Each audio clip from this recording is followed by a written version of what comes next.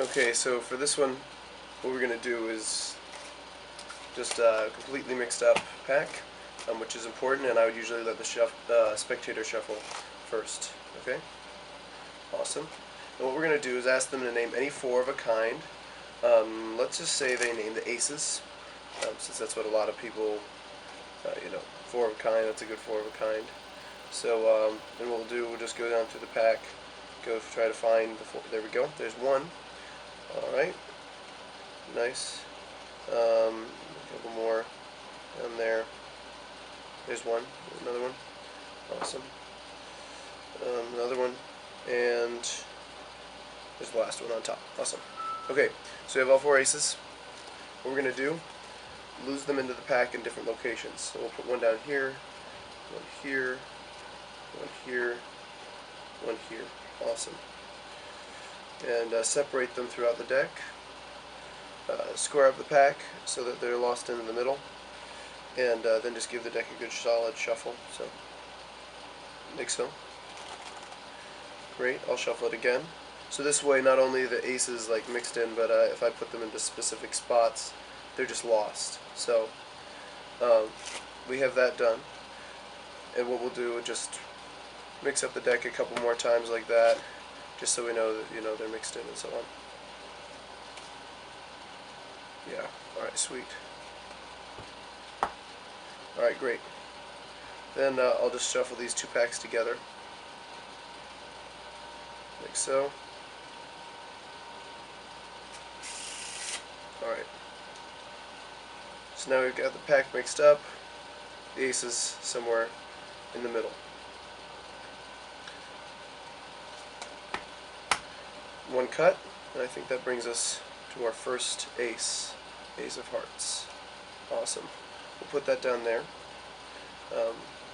Cut the pack around a little bit more. I think if I cut right to that spot there, that will be the exact location of our next ace.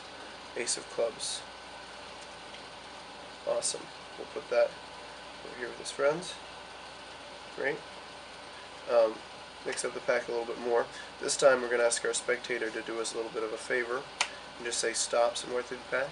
Let's say they stay stop right there, and about half brings us right to our next ace of spades. Awesome. We've got a little bit farther to go. I think right here. Oh, chunk. That is not the yeah, that's not our last ace. So sadly we did not find all four aces, but I did just say I was going to find four of a kind. We did do that. And there are the kings.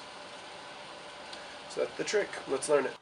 Okay, so I would definitely let the spectator shuffle this first. That's going to help this trick become a lot more magical. So they mix it up a little bit, and then you start, and what you're going to ask them to do is name a four of a kind. Now typically, if they name aces, I use kings. If they use kings or queens, I use the opposite of that. So if they use kings, I use queens. If they use queens, I use kings. But if they use any other card, though, besides kings and queens, I pretty much use aces. So let's just say, for sake of example, they name the queens. Okay, let's say they name the queens. Or no, let's say they name the aces. They name the aces, and I'm going to use kings is the opposite of the aces. Okay, so basically we just need to have another four of a kind that they don't know about in our minds. But they named the aces. So what we're going to do, I'm just going to go through the pack like this, and you're looking for the kings. Now you want them to have their eye on the aces. That's in this direction. So they see the first king, and you're just going to start pulling off the cards into clumps like this. Okay, and you say, okay, there you go. There's another ace. So just start pulling the cards down in clumps. There's another one, like so on. And then when you come to the kings, what you can do is you can separate them. See how my hands are right here? I push these cards forward, and then I push up on these random cards, and I put the kings underneath. Or more or less from the top, looks like I'm just putting a clump of cards on top again like the rest, like this. What I'm actually doing is I'm pushing this under and sending the king to the top. And this is controlling the kings to the top. And it's okay if this is all sloppy, that's fine. So it looks like I'm doing this, but see that king there? I'm actually sending him to the top because we're pushing forward a few cards, pushing up right there, and just sending him on top. So I hope you see how that works. And then you just have them pull out the aces that they come to them, and you put the 4 kings on top. So that's a really simple way to control a few cards, but the important thing is you're not doing this for no reason, because they'll look for the pattern. They're looking for the aces, okay? So I've did this today, and it worked. So that's a fine way to do it. But after you have the aces, you're going to do kind of a hard shuffle and control, but I think you can do it. What you're going to do, have the aces. This is a tabled trick, more or less. You're going to need a table for this one, but what you're going to do is thumb up, and you put the aces into 4 spots. When you put them in, though, try to keep them all in the top half, so the bottom half. And then after you've done that, a good convincer is to just spread the cards like this, and just stop spreading right there, so that way they see they're mixed. Don't go ahead and spread the rest of the way for these cards, because it just going to make it notice they're on the bottom half. But just spread them like that. You could do a little thumb, whatever you want. Just run down a little bit. Okay, so basically you have the 4 pushed out here, and then you're going to do a push through. A push through from the top looks like this. You're going to push these cards, and you're going to push them forward like that. Push them forward until you can grab the edge of the cards on this side, and then you're going to push them in and pull them over like that. Now, that seems simple, but you got to make it all one fluid motion. So you have them out, you push them forward, grab on this side, then pull through. And when I pull through, I don't usually do it that much. I'll do it a little less sometimes, just like about that much. Then what you're going to do is grab the bottom half of the deck. After they think you pushed them in, you're going to grab the bottom half of this hand, and you grab the 4 cards with this hand, and then all you need to do is just sort of tilt it, and this will slide, and then the top cards will slide over. And then you can grab some of the top cards and your 4 cards on the side. So you're going to grab the 4 outjogged aces and all the top cards. You're going to make sure to strip out all the cards that are separating the aces, like this. Okay? You're going to strip those out in one smooth motion. Then you're going to let 4 down. Then you're going to shuffle these and make sure to leave 4 on top, because that's where our hidden kings are. Okay? That being done, you're going to give them one more shuffle. Don't over shuffle though. Never want to use the shuffle too much, just because it's kind of boring to watch. Anyway, and then you can give it some false cuts, and then what I do, cut down 2 packets here, so they're lost somewhere in the middle, and as you do this, just count 4 from the bottom. You get a pinky break. Then cut these to the top, like this, and what this does, 4 aces, and the 4 kings are now both on top of these packets.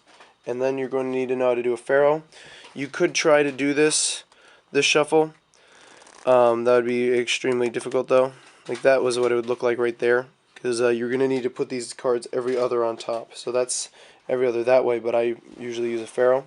And when you do it, you're going to want the card that you had them name and pull out, the aces in this case, go below on the faro. So you want them to go all below the kings. Okay? And then when you do this, you don't need to have the whole thing every other, just the top few cards. So there's the top few cards, but the aces aren't on top. Alright, so now basically the goal is just to find the cards. So you can do whatever false cut you want. I think I've taught the base false cut, which I really like. So you can start out with one of those, and then just turn over the card. And one thing is, because what we're going to be doing is a lot of double lifts and switching out all the aces we've found with the kings we're going to place down. And what we need to do is try to make sure to keep that illusion going. Excuse my roommate. Is keep that illusion going with the aces being put on the table. So we need natural ways to put down the double lifts. So, sorry. Anyway, alright. So do a double lift. 2 cards. I'm going to turn this over, sweep the invisible fuzz, put that down. Okay?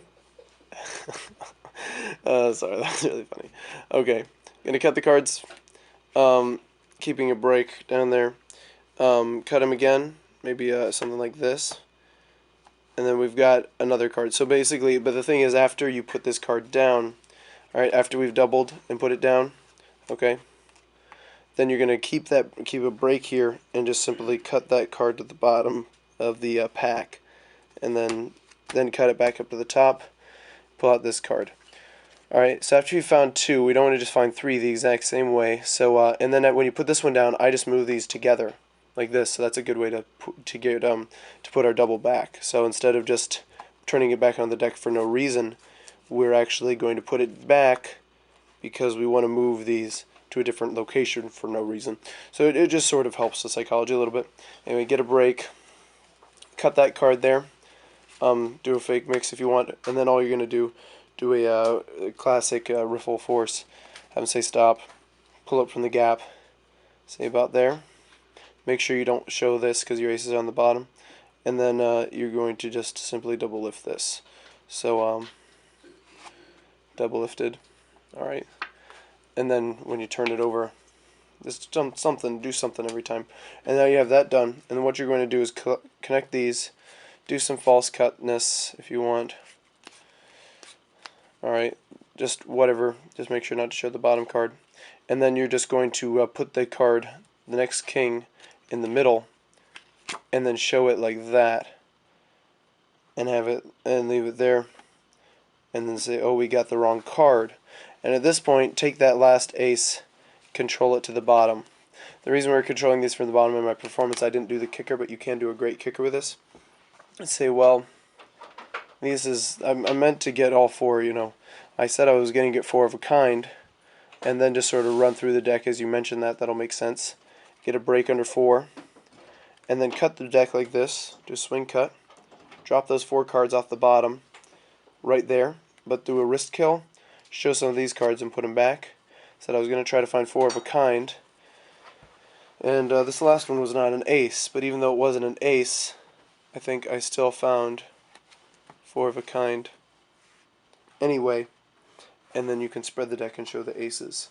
So if you didn't follow that last bit, the dropping off and everything, sorry if I'm not making much clear sense. I hope I am. So there's the cards there. You're dropping them here, killing your wrist, showing these cards, and putting them back, and this puts your four of a kind face down in the middle. Okay, so that's a pretty complicated trick. I understand that the faro is advanced. Maybe you guys, being creative guys that you are, can think of a better way to do that with not having to faro, and that'd be awesome, and definitely seek that. But this is how I do the trick. This is how I do the effect. And, oh, I love it when the suits match. They don't always do that. Anyway, but that's my trick. Thanks for watching, guys. Sorry if I don't post as regularly. This week I was sick and working on a big paper for English. But so I actually am doing stuff at college. But I'll try to keep doing one a week, and I hope you enjoy the trick. Take care.